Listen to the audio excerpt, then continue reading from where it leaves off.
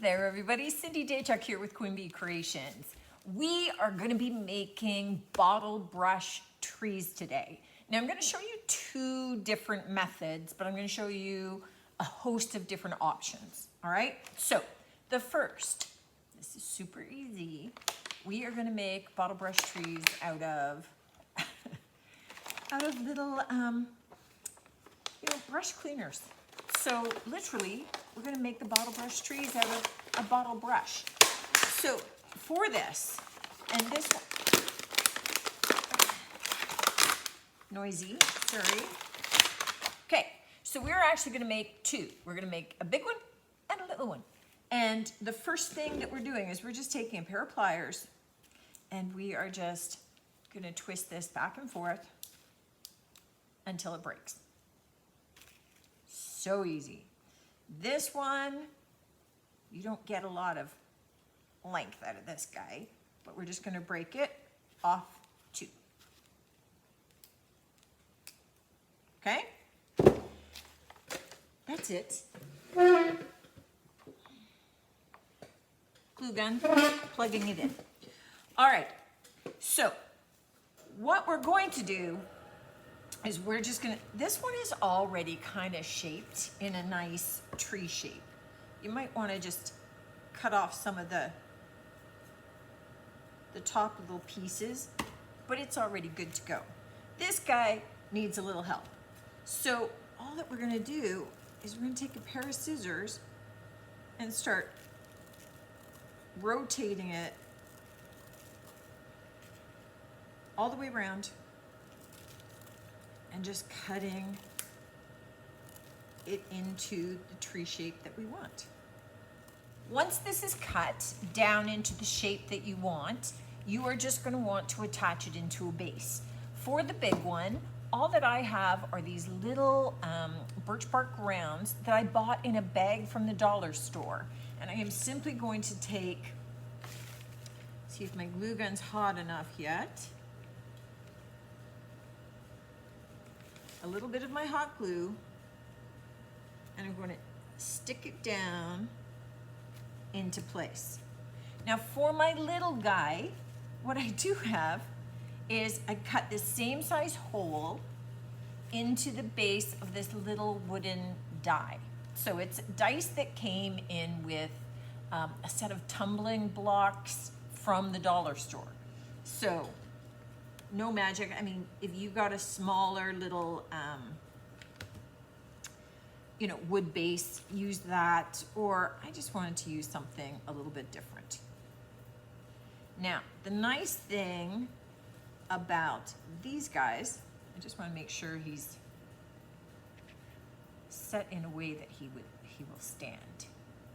Awesome. Okay. The nice thing about these is that, one, you can use them as white. You can have a white tree. The bottle brush trees that you buy from the dollar store, you can bleach the color out of them and then leave them white. They won't go this white, but they'll get sort of yellowy. But you can then re-dye them.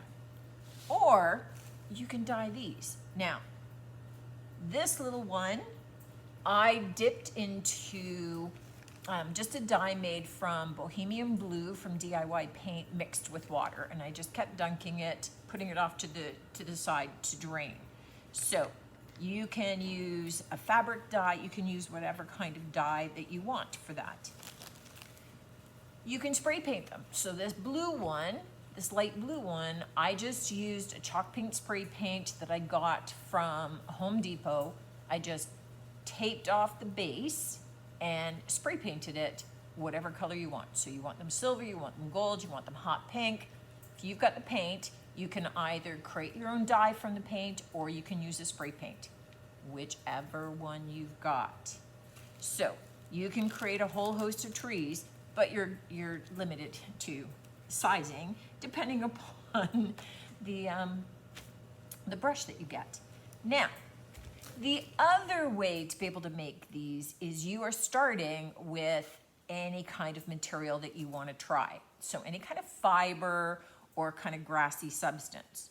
So meaning taking a jute rope like this and untwisting all of the ends like that, you can make a bottle brush tree like this. So whatever size you want to make. You could take yarn, and this one is just this kind of yarn, and you can make a bottle brush tree that looks like this, right? Now you could make it even fatter if you want. It's up to you. I tried making one as well. It's a tall, skinny one, but I tried making it out of Spanish moss. So literally, you can try just about anything. Now, I found that there was a couple of methods that were described. There was one where it called for using forms, and you put them together, you wrap your stuff, you slice it. That was really hard for me. It didn't work. So I'm going to show you the method that I found easiest. So we take a little piece of dowel. This happens to be the end of a sponge brush. When my sponge brush dies, I take off the wooden end and I keep them for the other things, like this. And we just twist that into that end. At the other end, we are going to, now here's the only trick that I'll say, is you want to make sure that you twist the opposite end in the opposite direction from the twist that you've already started. Because when we start twisting, we're going to be turning in opposite directions, okay? And if you don't do that to start, then you're going to undo your twist. All right, so let's try, you know what I have? I have a bunch of cotton cording. And this is, I'd done a wreath out of this, out of the cotton, and then I'd unwound it all and brushed it all out. And then I cut off a bunch. And these are all the pieces that I cut off. And I just saved them because I'm like that. So I'm thinking this might be cool because I think I have different lengths. So let me stuff a bunch of longer lengths. And so you can do this with putting your lengths of yarn in here, of your lengths of the twine that I showed you in here. This is what I did with the moss. I did the moss in here. So I'm just trying to see if I've got some different lengths so that when I cut my tree,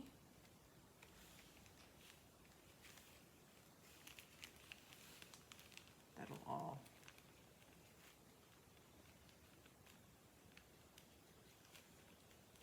Okay, so it's a little fiddly. You want all of these to be between your two pieces of wire. And I'm thinking I may ditch all these small pieces and just go with my larger pieces and then cut them all down to size, because then I'm not running into problems with losing them. And that was one of the problems that I had at the beginning, is I thought that I had to have my tree all shaped already, with shorter pieces going to longer pieces. And that just made it more problematic. Okay, let me see if I have some other longer pieces down in my bag. I like it when I find a way to use up stuff that I saved so that I don't feel like I was just being weird. saving cut ends of fibers, like, you know, who does that? Okay, I don't know what this is gonna look like, but here's what we do. We start twisting. And we wanna make sure that we're twisting in opposite directions. And you see how this starts twisting up? Let me get this in here again.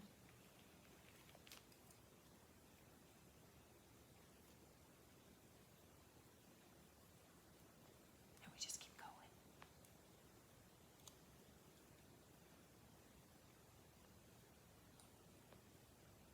So So we want it to get nice and tight, and this is why you need to use a wire that at least has some substance to it. If your wire is too thin, this is all just gonna snap off on you right about now, right? It's all gonna be too much of a twist to be able to do that.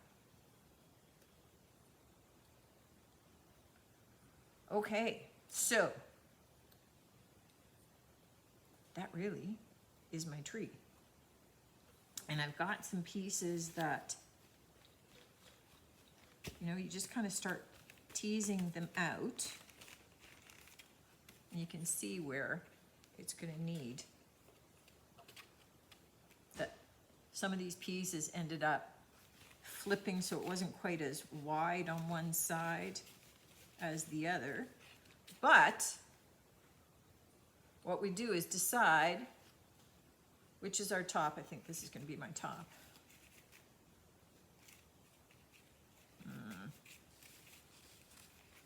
Maybe that's my base, actually, now that it's all coming out. And then we start giving it a haircut. So I'm going to take this dowel out. I'm going to untwist some of this, get all my fibers going in the right direction. You can take a brush and sort of brush it out if you want. And then you just start cutting.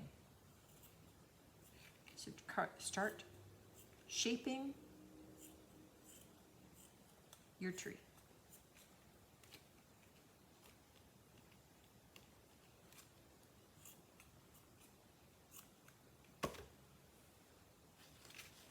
Okay, I'm going to keep going, and then I'll get back to you with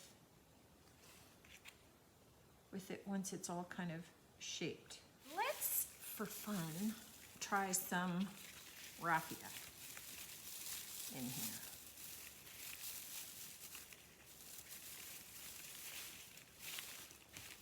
I'm just, this is such a messy thing that I'm just putting a whack in there and then counting on cutting it down to shape it.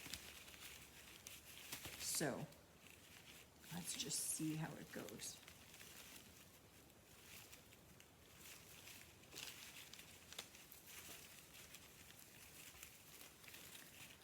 Okay, it's gonna be a short one. This is finally starting to twist in the middle.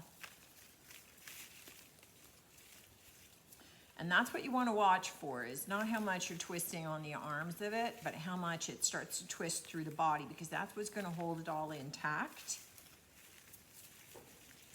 Keeping all those fibers of everything. Now you can buy sisal fibers, so if you wanted to make trees that are exactly like the existing bottle brush trees. But I actually could not find a source here in Canada. I could find one in the States, but so I just decided to try all kinds of other fibers. Because not having done it before, I didn't know if I would like it, and I didn't want to have to pay for getting all that stuff shipped. Okay, that seems pretty good. Now it's all a question of cutting it down to shape, much the same. This is what our little other fiber one turned out like. So when you cut them down, then you will be taking your pliers, cutting off the tip, and then cutting off some of the base. And I already have a base pre-drilled. Just looking for a good one for it. That one seems like it might be a little bit better. We'll do some of our hot glue down in there.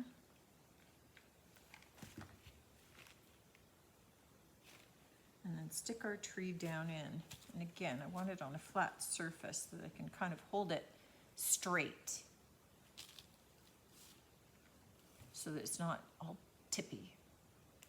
And once it's in there firmly, then we can kind of shake it up to be able to shape it again. Especially on some of these fiber ones, your fingers all squish them down, but then you can kind of shake them out and get the fullness back into them. Okay, this is still drying. But you see what I mean? Occasionally then you see a couple of little threads you might want to carve off of it.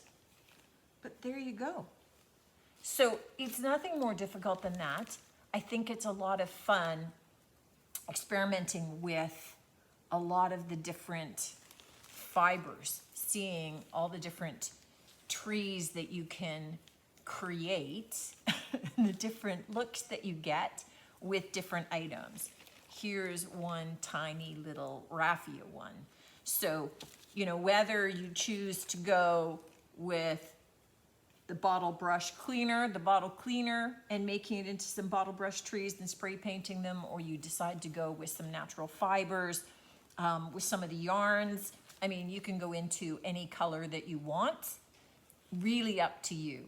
But kind of a fun thing to do, create your own forest, very customized look at all kinds of little bottle brush trees. I hope you give it a try. Let me know if you do. As always, I look forward to hearing from you, and I look forward to seeing you on the next one. And until then, take care.